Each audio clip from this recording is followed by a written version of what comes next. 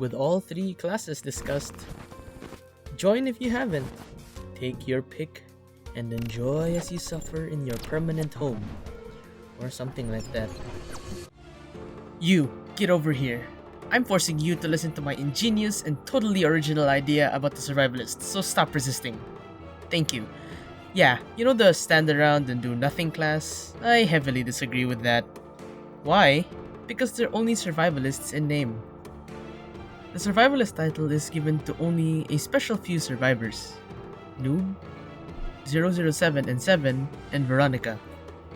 These three characters utilize their abilities to extend loops, end chases, and even reset them. I'll get to that later. Noob applies a total of 4 status effects with his consumables. Speed 1 with the cola, overheal of 80 HP with the potion, and undetectable 1 and invisibility 4 with the burger.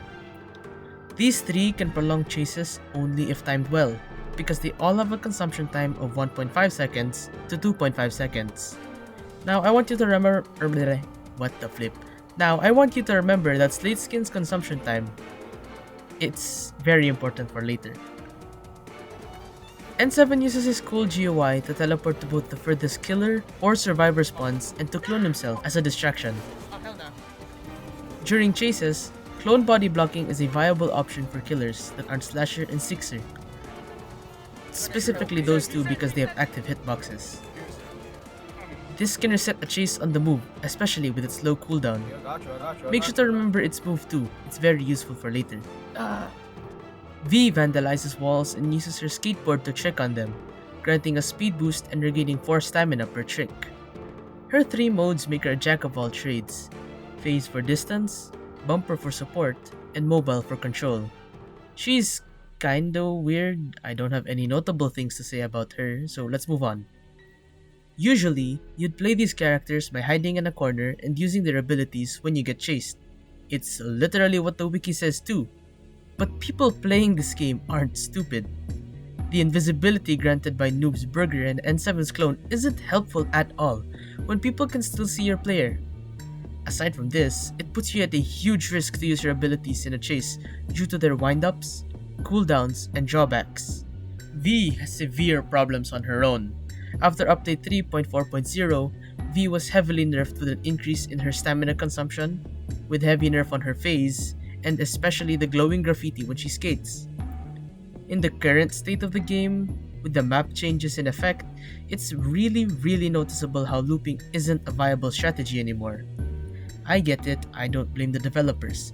Looping is the most boring strategy and it doesn't implement the teamwork element of the game. It's every person for themselves. Which leads to the title of this video, the most ironic class and most misused one in Forsaken. This class heavily relies on looping, a tactic that gets countered due to the killer doors, abilities, and the high chance of misusing and timing your abilities, skill issue, which leads you to take several hits.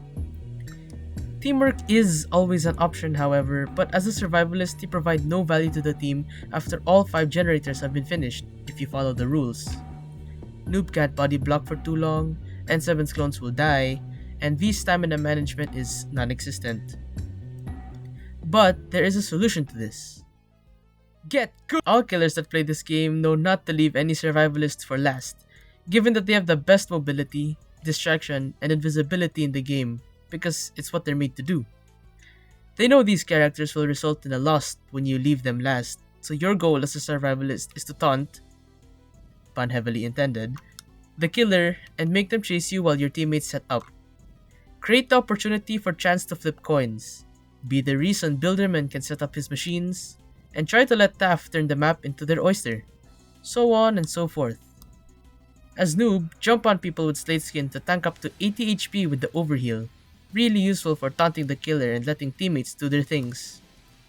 N's clones, N7's clones work better at self-preservation at low stamina, but still good for body blocking for teammates.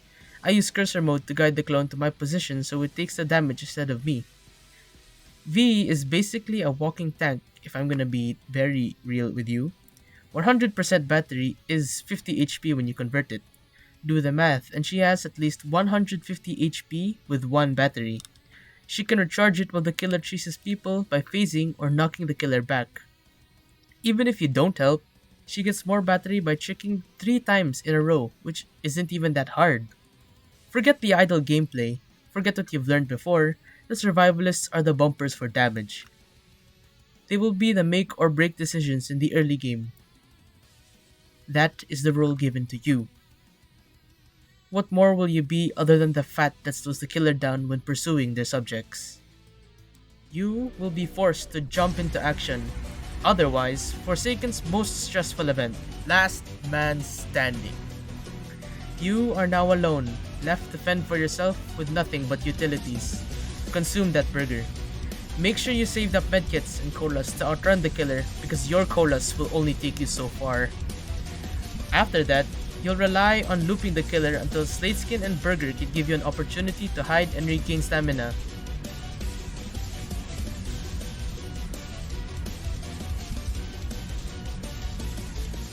Send out your clone.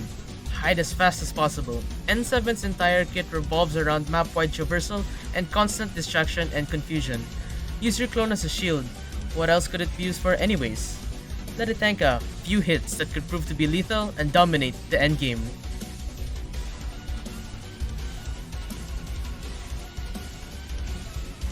Set up your graffiti and skate only when necessary. V's kit requires you to be mindful of every opportunity for skating and tricking.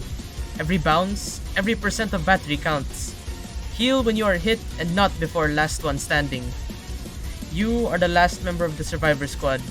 The hope of victory now lies within your decisions.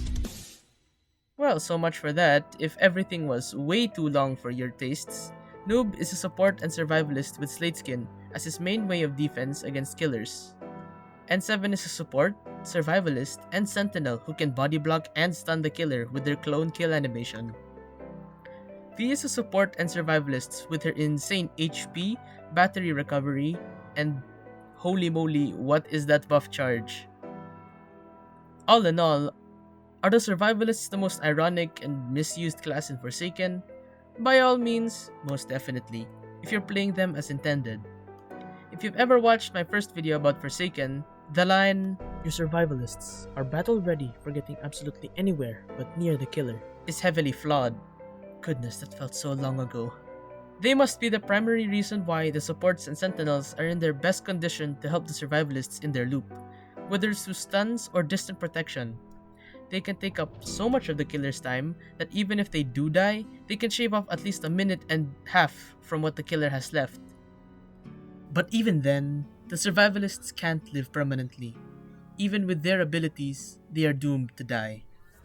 If you have made it this far, thank you so much for watching. There will be more things in store other than Forsaken in the upcoming year, so wait and see for those things. Despite its rough patches, Forsaken will get better. I hope and believe in that. With more further ado, happy holidays and happy new year to you all. This is Zyops, signing out of 2025.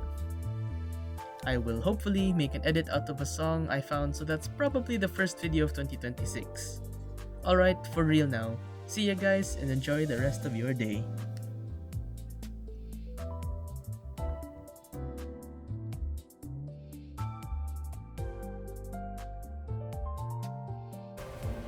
Okay, so apparently I wasn't recording. That's fine.